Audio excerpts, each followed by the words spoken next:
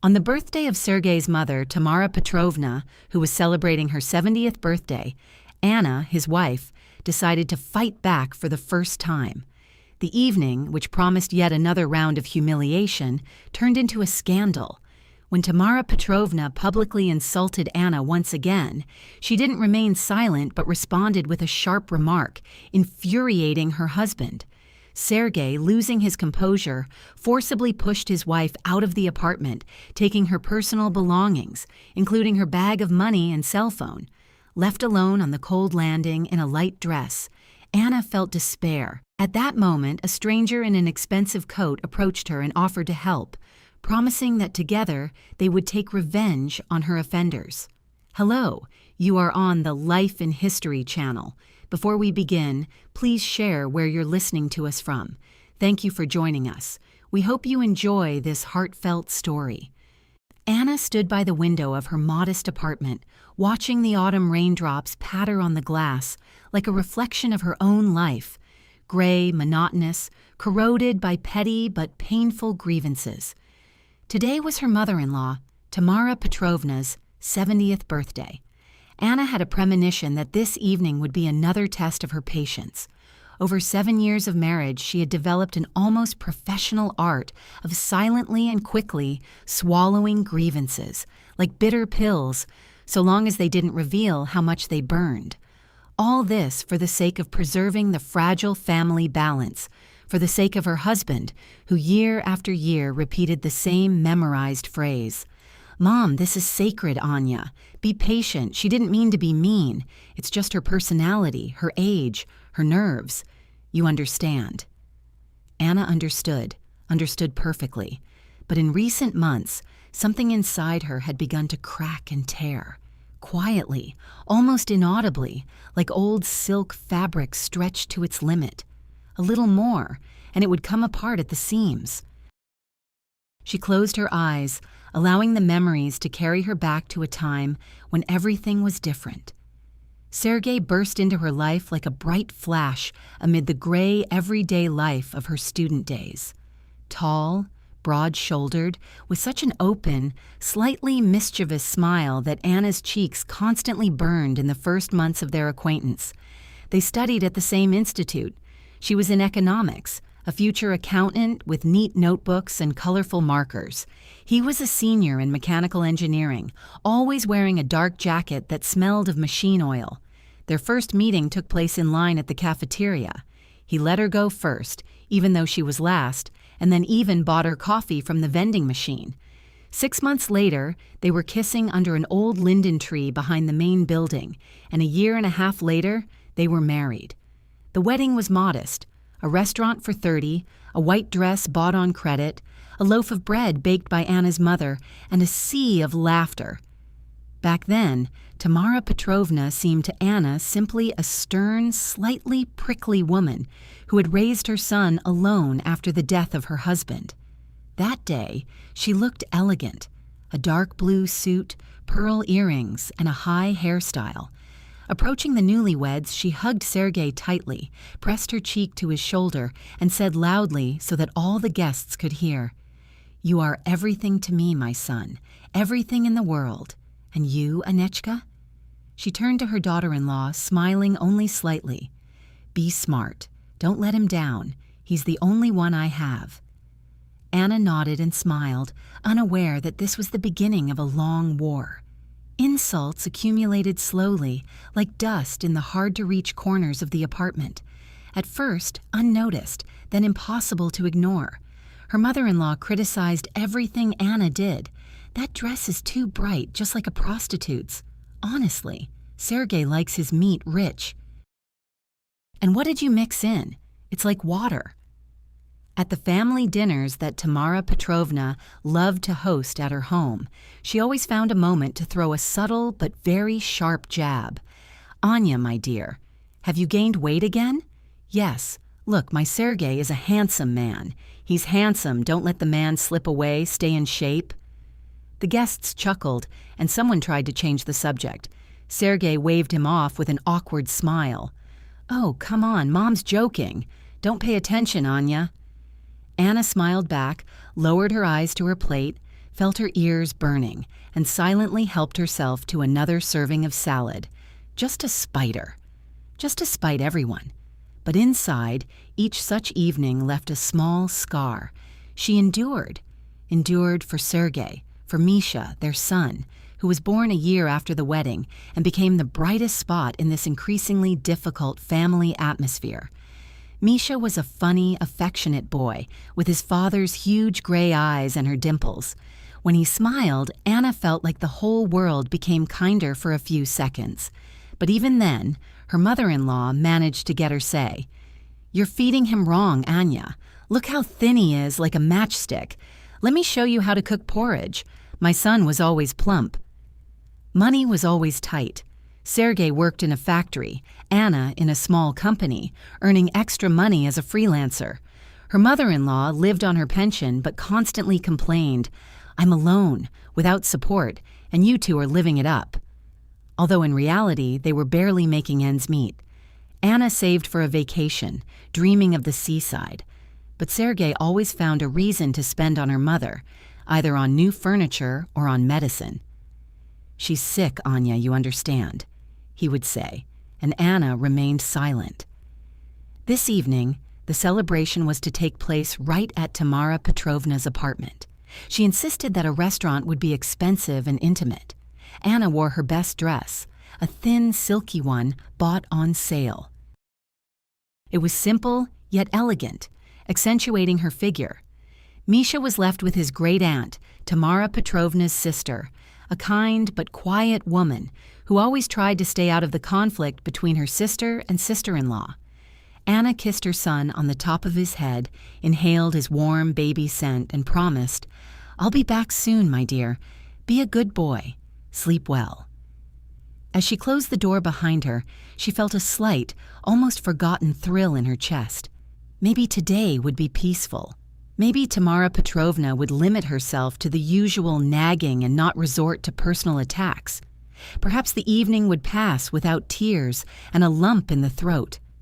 Relatives gathered at the table, Sergei's aunts, uncles, and cousins. Tamara Petrovna sat at the head, wearing a new dress Sergei had bought especially for her. "Son, thank you, you're my treasure," she said, kissing him on the cheek. Anna sat next to her husband, trying hard to smile, holding a fork in her hand, although she could barely eat anymore. A tight, painful lump clung to her insides, somewhere beneath her ribs. She felt glances on her, curious, appraising, slightly mocking. Her dress, cherry, thin, silky, suddenly seemed too revealing, too noticeable among the dark tones and formal suits of her relatives. Dinner went on as usual. Salads in huge bowls gave way to hot dishes, fried potatoes with mushrooms, chicken in a creamy sauce, chicken Kiev. Tamara Petrovna told stories from her youth. Everyone laughed. Anna tried to get a word in, but her mother-in-law interrupted. "Anya, are you chewing that salad again? Look, your dress is bursting at the seams. At your age, it's time to take care of yourself and not eat like crazy." Laughter at the table. Anna felt her cheeks heat up. She glanced at Sergei. He chuckled and whispered, "Don't pay attention." But something snapped. Perhaps it was pent-up fatigue. Perhaps the memory of how, at her last birthday party, her mother-in-law publicly scolded her for her inability to run a house. Anna straightened up, her voice wavering, but she said firmly, "Tamara Petrovna, that's enough. I didn't come to your celebration to be humiliated in front of everyone. I am your daughter-in-law. I am the mother of your grandson. I am a person who has been trying to be a part of this family for 7 years. I deserve at least basic respect. If you can't behave decently, at least today, on your own birthday, then maybe you should think about your manners." Silence at the table. Tamara Petrovna turned pale, then blushed. "What, huh?" she drawled, drawing out the word. "Are you going to tell me what to do, girl? I let you into the house, got you on your feet, and now you open your mouth to the mistress of the house." The relatives began to whisper. Sergei grabbed Anna's hand. "Anya, what are you doing? Apologize immediately." But Anna didn't back down. No, Seryozha, I've put up with your jokes, your reproaches for years, but today is enough. I'm a person, not a doormat. Sergei jumped up, his face contorted with rage. Are you crazy? It's Mom's birthday. You offended her. He grabbed her by the elbow and dragged her toward the exit. Let's get out of here before you say something too much. Anna tried to break free, but he was stronger. In the hallway, he hissed, How dare you? Mom is sacred. The apartment door slammed, and they found themselves in the entrance hall of the high-rise building where Tamara Petrovna lived on the first floor. Give me your bag, Sergei shouted, snatching the clutch from her. It contained money, their shared savings for the week, and a phone. Go think about your behavior. Without me, you're nothing. He pushed her onto the landing. The door slammed. Anna stood there, shivering in her thin dress. The autumn wind blowing through the unglazed entrance hall chilled her to the bone. Tears streamed down her cheeks. She heard Tamara Petrovna's laughter from behind the door. That's what her son is like. Let him learn his place. Ha-ha, in a dress in the cold, it serves him right. Humiliation burned like fire. She was helpless, without money, without a phone, without a husband. Misha, how would she get back to her son? Her legs gave way. She walked out of the entrance and sat on the step, hugging her knees. The world was crumbling. Suddenly, footsteps. She heard a quiet voice. Come, my dear, you will help me, and I will make sure they bitterly regret it and remember this day forever. Anna looked up. The woman standing before her was about 60, maybe a little older, but she looked younger. Her posture was straight, like a ballerina's. A dark blue cashmere coat, expensive leather gloves, a light scent of expensive perfume with a hint of sandalwood and orange. The hair is silver and neatly styled. Her eyes were gray-blue, attentive, without pity, but with a strange, warm intensity. Get up, my dear, she repeated quietly but firmly. It's cold here, and you're wearing just a dress. Let's go. Anna didn't move. The tears were still flowing, her chin trembling. She felt small, crushed, as if the whole world saw how insignificant she was. I don't know you, she whispered, her voice breaking. My name is Elena Viktorovna, and right now you need a place to come to your senses and not freeze on the steps of someone else's building. Anna looked at the windows of the apartment from which she had been thrown out. Muffled voices, laughter, the clinking of glasses could be heard from there. Sergei was there. Her life, all of it, was there. I have nothing, she said almost silently. No money, no phone. He took everything. Elena Viktorovna squatted down next to her, bringing their eyes level. I know, she replied calmly. I know how you were kicked out of the party and heard your mother-in-law's laughter. Anna sobbed louder. Then why do you need such a loser? Because I don't see you as a loser. I see a woman who endured a beating for 7 years and today, for the first time, raised her head. That's worth a lot. Now get up. I have a warm place in the car and hot tea in a thermos. Anna didn't know why she believed him. Perhaps out of desperation. Perhaps because there wasn't a drop of contempt in this woman's eyes. She allowed herself to be taken by the arm and stood up. Her legs were numb, her feet in her thin shoes painfully cold. It had started to rain again. Elena Viktorovna opened a large black umbrella and led Anna to a dark gray Mercedes parked across the street. The driver, a man of about 50 in a formal suit, got out and opened the back door. The interior smelled of leather and was warm. Anna sank into the seat as if afraid of staining the expensive upholstery. Elena Viktorovna sat down next to her, poured tea from a thermos into a paper cup and handed it to her. Drink slowly. Your hands are shaking. Anna took the cup in both hands.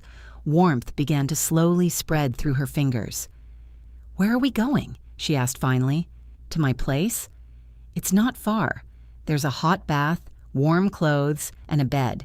And tomorrow morning we'll talk about what to do next. And my son Misha, he's with another grandmother, but I have to. Do you have anyone to call? Besides your husband? Anna shook her head. Then we'll pick up your boy first thing tomorrow morning. I'll help." Anna looked at her with disbelief. "Why are you doing this?" Elena Viktorovna was silent for a long time, looking out the window where drops of water were running down the glass. "Because 32 years ago, I was kicked out of the house in exactly the same way. In December, in just a robe, with 2 children in my arms, my husband said, 'I don't need you anymore. Go wherever you want.' I stood at the entrance and thought it was all over, and then a man came up to me and extended his hand. I still remember his words, 'You won't be lost, just come with me.' He wasn't rich, just kind, and that was enough to get me going." She turned to Anna. "Now it's my turn. I'm no saint. I'm just paying off an old debt." The car started moving. Anna snuggled into the warm seat and closed her eyes. The tears were still flowing, but now they were different, not just from pain, but also from a strange, almost forgotten feeling that someone had seen her, truly seen her. They arrived at a large house outside the city, not a fancy mansion, but an old but well-kept house with wide windows. Inside, it smelled of wood and freshly baked goods. Elena Viktorovna led her upstairs to the guest room. "There's a bathroom here, clothes in the closet. Choose what suits you. I'll make you something to eat. Take your time. You're safe." Anna stood in the middle of the room, unsure what to do with her hands.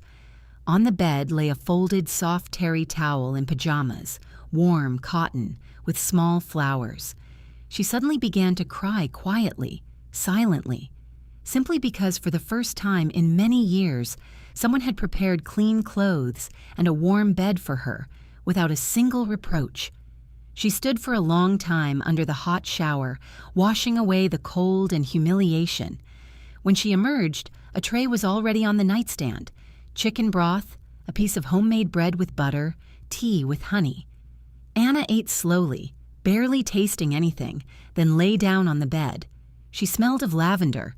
She curled up and, for the first time that evening, allowed herself to think about tomorrow, about Misha, about what she would say to him, about how she might never return to Sergei, and about Elena Viktorovna's words, "I will make sure they bitterly regret and remember this day forever."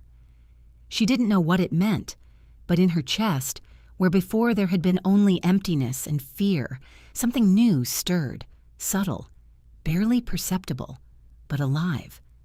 She fell asleep to the sound of rain outside the window. Morning came. Soft gray light filtered through the heavy curtains. Anna woke to the smell of coffee and fresh buns. For a few seconds she lay there, confused. Then she remembered. Anniversary, the landing, the cold, a woman in an expensive coat. Her heart sank. "Misha!" She jumped up, put on clothes from the closet, a warm sweater and soft trousers that fit almost perfectly, and went downstairs. Elena Viktorovna was already in the kitchen, wearing a simple house dress, but she still looked like she'd just stepped out of a magazine. Breakfast for 2 was on the table, an omelet with herbs, cheese, honey, coffee in porcelain cups. "Good morning," she said calmly. "I slept well." Anna nodded, although she slept in fits and starts, waking from nightmares. Sergei screaming, her mother-in-law laughing, Misha crying somewhere far away. "I need to go to my son," she said immediately. Her voice trembled. "Please." "He's with his grandmother, then another one, then Sergei's mother's sister. I can't leave him there for long." Elena Viktorovna placed a cup in front of her. "We'll go get him in 40 minutes. I've already thought it all through. But first, eat. You need your strength." Anna obediently sat down. The food tasted incredibly delicious. While she ate, Elena Viktorovna spoke quietly, without emphasis. "I learned a little about your situation yesterday. Don't worry, I wasn't following you. I just have friends who know how to gather information quickly. Your husband works in a factory, his salary is average, he has a car loan, and the mortgage is still 7 years away. Your mother-in-law lives in a 2-room apartment, which you helped her renovate 3 years ago. The money for the renovations came from your savings. Officially, the apartment is hers, but the payments came from your account. Anna froze, fork in hand. Where are you from? It doesn't matter. What's important is something else. Do you have proof that you invested money in her apartment? Anna nodded slowly. There are statements, screenshots of the transfers. I saved them just in case, thinking they might come in handy someday for the divorce. Elena Viktorovna smiled slightly, not mockingly but approvingly. Good. Very good. That's already a clue. They left half an hour later. The driver drove them silently. Anna looked out the window, clenching her hands so hard her knuckles turned white. She didn't know what she would say to Tamara Petrovna's sister, Aunt Galia. Galia was always neutral, didn't support her sister in humiliating her daughter-in-law, but she didn't defend Anna either. She simply looked away when Tamara Petrovna began to pick on her. They pulled up to an ordinary 9-story panel building. Anna was the first to leave, her legs wobbly. Elena Viktorovna followed, calm, as if she were getting ready for tea. Aunt Galia, a woman of about 65 in a dressing gown with tired eyes, opened the door. Anya, my God, where have you been? Sergei called last night screaming that you'd run away, that he wouldn't let you in anymore. Where's Misha? Anna interrupted, her voice breaking. He's still asleep. Come in. Sergei appeared in the hallway, unshaven, wearing the same shirt as yesterday. His eyes were red, either from lack of sleep or from drinking. You still dare to come here? He whispered after insulting her mother. Anna felt something break inside, but she didn't back down. I came for my son. Give me Misha. Misha is staying here. You're not capable of raising him. Look at yourself, wandering around who knows where, spending the night with strangers. Elena Viktorovna stepped forward. Her presence instantly changed the atmosphere in the hallway, as if someone who couldn't be ignored had entered the room. Good afternoon, she said evenly. My name is Elena Viktorovna. I'm a lawyer, and I'm representing Anna in this situation. Sergei was confused. What lawyer? Yesterday, Elena Viktorovna continued. Yesterday, you deprived her of her means of communication, money, documents, and threw her out into the street in her dress, in the presence of witnesses. That's already a criminal offense, plus systematic psychological pressure in the family. We have audio recordings of your conversations. Anna saved them, and witness testimony. Anna looked at Elena Viktorovna in amazement. She hadn't known about any recordings, but she didn't even blink. Give the child back to his mother, Elena Viktorovna continued, or we'll call the police and Child Protection Services right now. The choice is yours. Aunt Galia burst into tears. Seryozha, give the boy back. Don't do this. Sergei stood there, breathing heavily, then turned abruptly, went into the room, and a minute later brought out a sleepy Misha. The boy, seeing his mother, rushed to her, crying, Mommy! Anna fell to her knees and hugged him so tightly he squeaked. Tears streamed down her face, no longer from pain but from relief. It's all right, baby. We're together.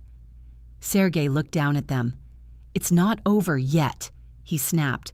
I'll hire a better lawyer, and you'll regret it. Elena Viktorovna calmly replied, Try it. I have a habit of winning cases where I'm right. The three of them left the apartment. Anna with Misha in her arms, Elena Viktorovna following. In the car, Misha immediately fell asleep on his mother's lap, tired of all these adult squabbles. Anna looked at Elena Viktorovna. Are you really a lawyer? She smiled. I was. 27 years old, then went into consulting. But the license is valid and the connections remain. And what about the records? A bluff, but a very convincing one. You really do have screenshots of the transfers, right? Yes. Then it's not a bluff. It's preparing a position. Anna was silent for a long time, then quietly asked, What now?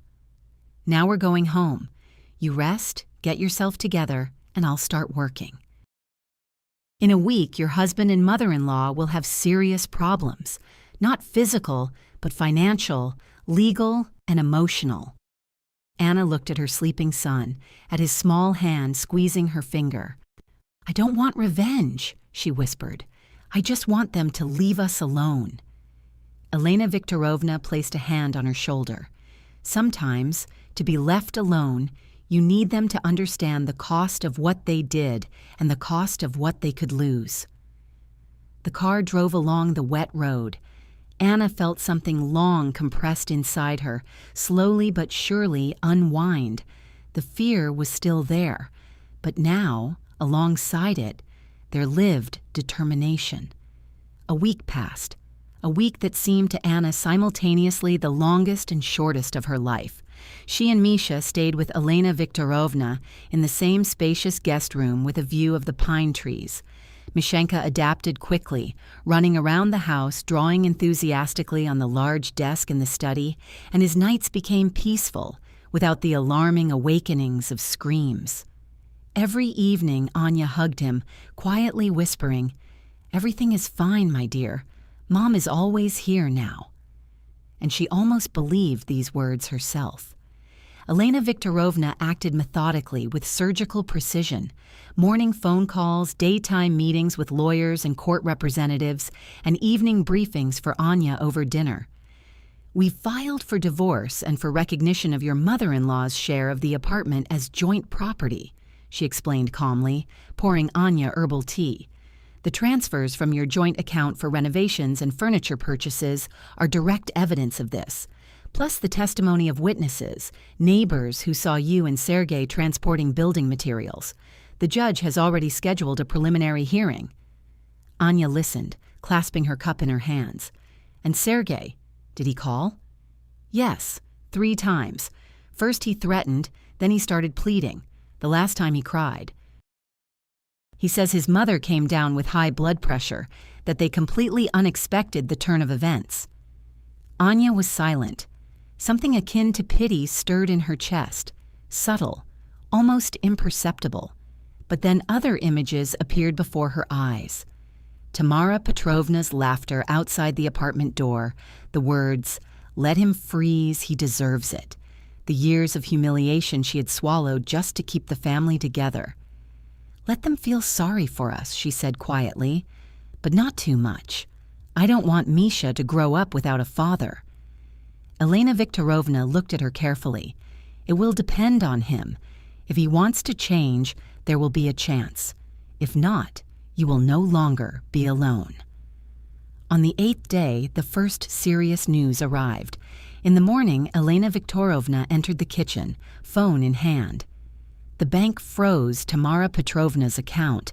It contained over 100,000, money she received from the sale of your husband's old dacha. He registered it in his mother's name, but that too should have been marital property. "And the bailiffs are also interested in it," she added. "Sergei has child support debt for his first child from a previous relationship, which he forgot to tell you about." Anya placed her mug on the table. Her hands trembled slightly. "He was hiding the child?" "Yes, a girl, 9 years old. My mother filed for child support 2 years ago. Sergei paid unofficially in cash. Now everything has come to light." Anya closed her eyes.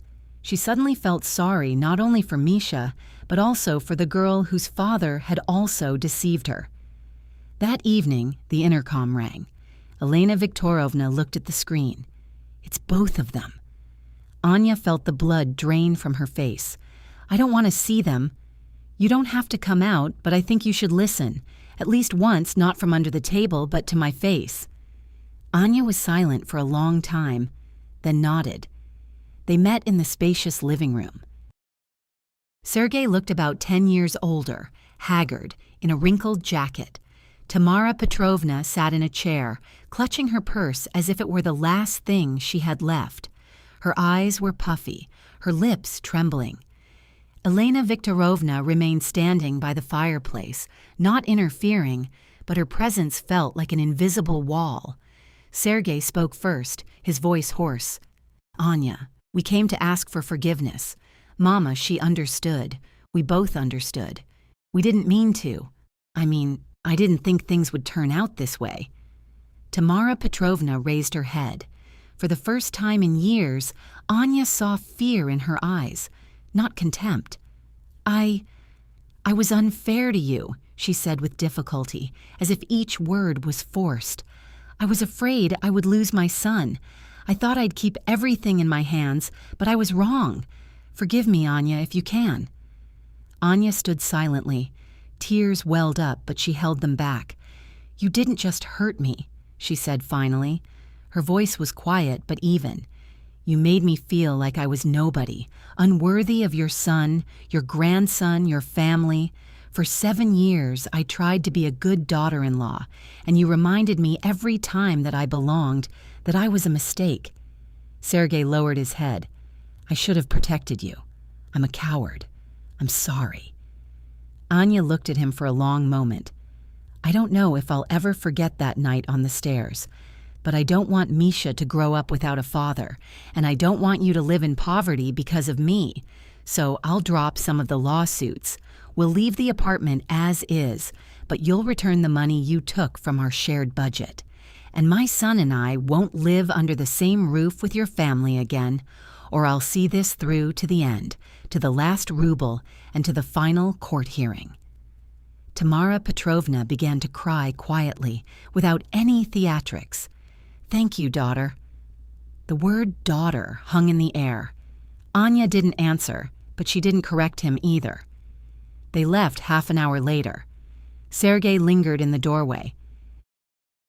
Can I see Misha, even for a minute? Anya looked at Elena Viktorovna. She nodded almost imperceptibly. Misha was brought in. He saw his father and froze. Then he slowly approached and hugged him by the legs. Daddy. Sergei sank to his knees, hugged his son, and wept silently. After they left, Anya stood for a long time by the window, looking out onto the dark alley.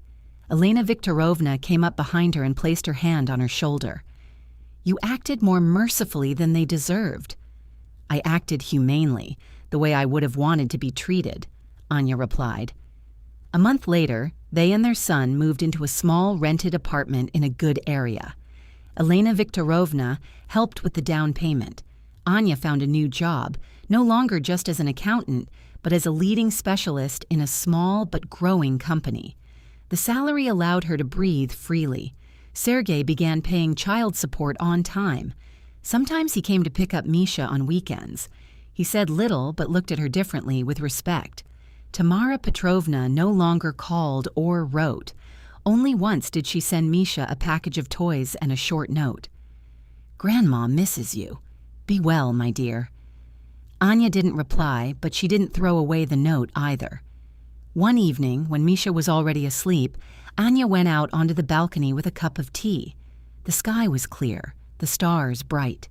She thought of that night at the entrance, of the cold, of her trembling knees, and of the woman in the expensive coat who said, Come on, my dear. She dialed Elena Viktorovna's number. Thank you, she said simply. Elena replied quietly, You're welcome. You did it all yourself. I just opened the door. Anya smiled into the darkness. Then thanks for the door. She hung up and stood there for a long moment, breathing in the cold air. For the first time in years, she wasn't afraid to look forward. Life hadn't become a fairy tale, but it had become her own, and that was enough.